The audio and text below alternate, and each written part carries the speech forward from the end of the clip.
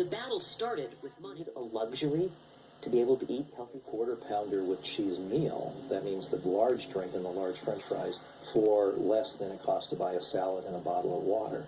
There's something wrong.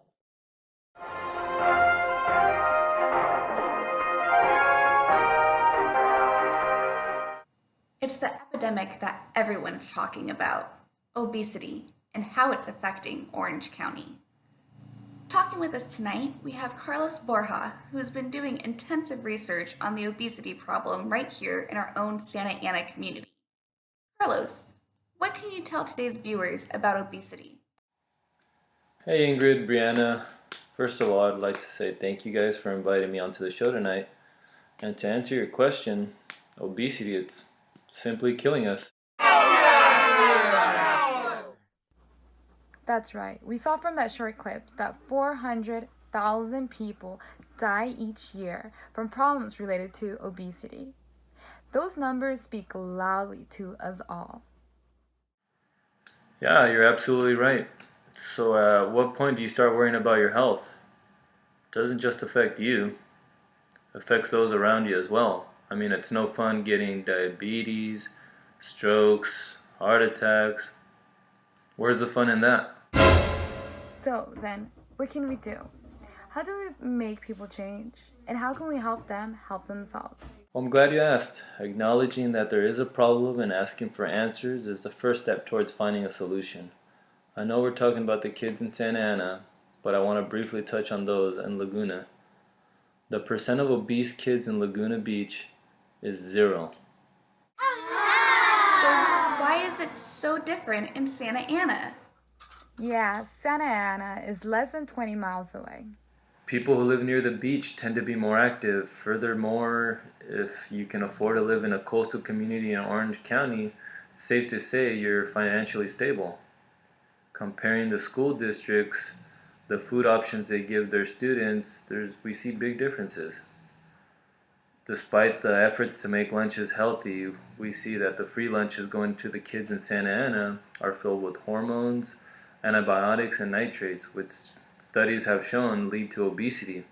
Only periodically are salads an option. There seems to be a lot of focus on schools. Carlos, you bring up the topic of hormones and antibiotics in food.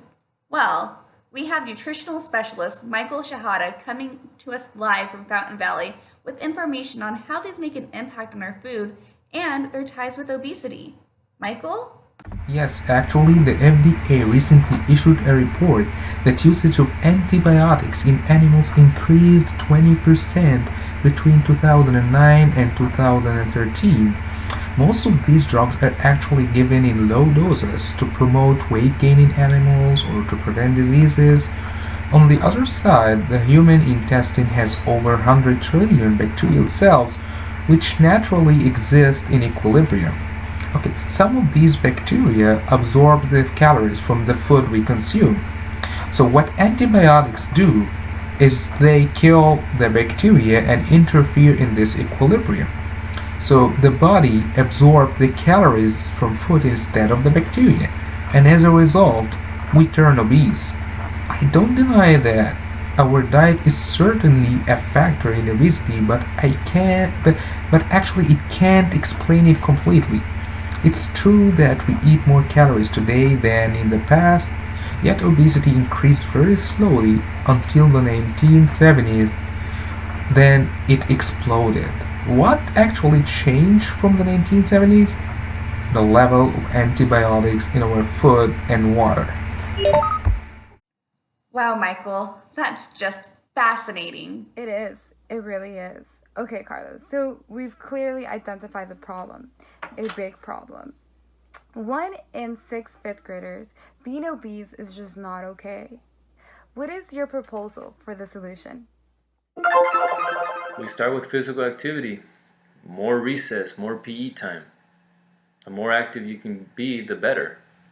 Also, we can do with the lunches. We can use Laguna's model and implement that in the Santa Ana schools.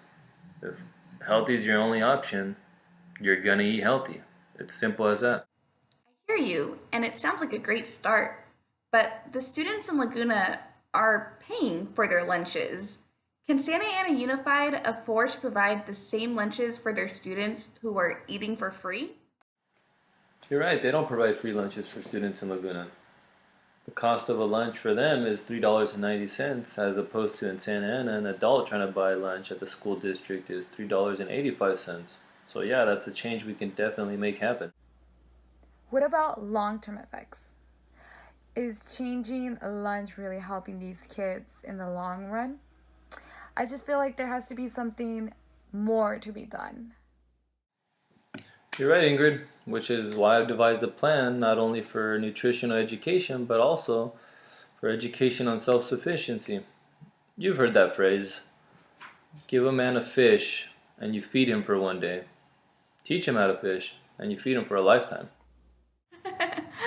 Oh, yeah, we've heard that one a time or two. Yeah, we're going to incorporate community gardens in the schools. We're going to give the students the opportunity to learn about eating healthy and at the same time get some exercise out of it. Wow, that's an amazing proposal. Carlos, I can't wait to see this be implemented. It makes me want to go back to school. Carlos, thank you for coming in today and enlightening us on the obesity epidemic. Yes, Carlos, thank you. Oh no, ladies, the pleasure was all mine. Thank you for having me once again, and to all those kids out there, stay active.